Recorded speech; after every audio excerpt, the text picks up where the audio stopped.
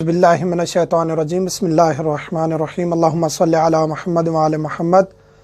मोमिनीन कराम, अब हम इंशाअल्लाह एक ऐसा मौजू चला रहे हैं आज से जो मैयत के बारे में है कि इंसान की जब जान निकलती है तो उस वक्त क्या करना चाहिए, गुस्ल मैयत किस तरह देना चाहिए, कौन से पानी इस्तेमाल करने हैं, नमाज जनाजा किस तरह पढ़नी है, दफन किस तरह करना है। इंशाअल्लाह तफसीली ये अहकाम चंद वीडियोज़ में बताएंगे। आज हम जिक्र करने जा रहे हैं कि एक मोमिन जब जान करने की हालत में होता है, यानी उसकी रूह निकल रही होती है, उसके सामने मलकुल मौत आ चुका होता है, तो उस वक्त क्या करना चाहिए।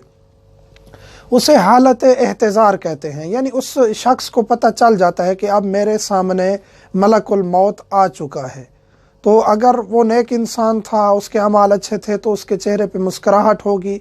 अगर उसके अमाल बुरे थे, नऊज़ बिल्लाह मिन ज़ालिक, तो उसका चेहरे पे मुस्कुराहट नहीं बल्कि परेशानी होगी। लेकिन वो बोल नहीं सकेगा। बाज़ दफ़ा ये होता है कोई उसकी आंखें खुली होती हैं, सुन सकता है, लेकिन जिस्म हरकत नहीं कर सकता। बाज़ सामने वाले जो देखने वाले होते हैं उनको पता चल जाता है।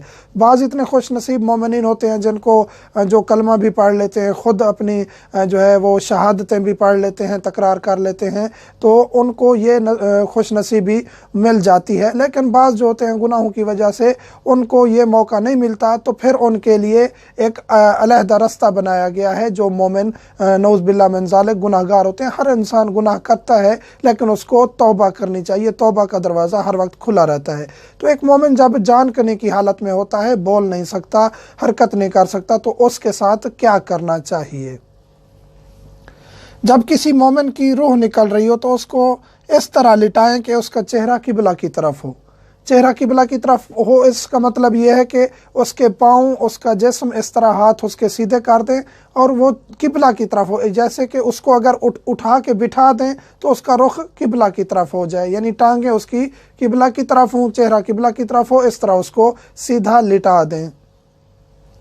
हाथ भी सीधे कर दें, पाँव भी उसके सीधे कर दें, और बेहतर यह है कि वो खुद करे। अगर वो खुद कर सकता है तो ठीक है, नहीं तो उसके जो ऊपर वारिस ठहरे होते हैं या कोई भी शख्स ठहरा होता है उसके साथ ये फ़ेल अंजाम दे, हाथ और उसके पाँव सीधे कर दे।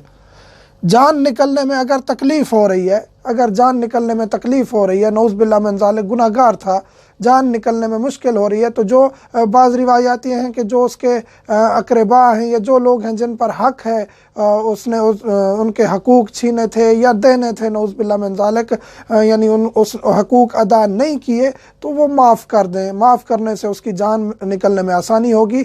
दूसरा ये है कि मुस्तहब ये है कि उसको उसके मुसल्ले की तरफ, यानी जहाँ वो नमाज पढ़ता था वहाँ मुंतकिल कर दें, उसको वहाँ लिटा दें, तो उसकी जान आसानी से निकल जाएगी।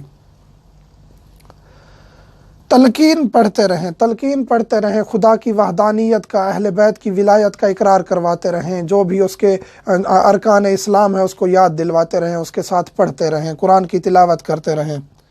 मकरूह है कि मुजनब और हाइज़ उसके करीब जाएं। मकरूह है कि एक शख्स, मर्द या औरत जनाबत की हालत में है या हाइज़ वाली खातून है, उसके करीब भी ना जाएं, उसको छुए भी नहीं, मकरूह है ये।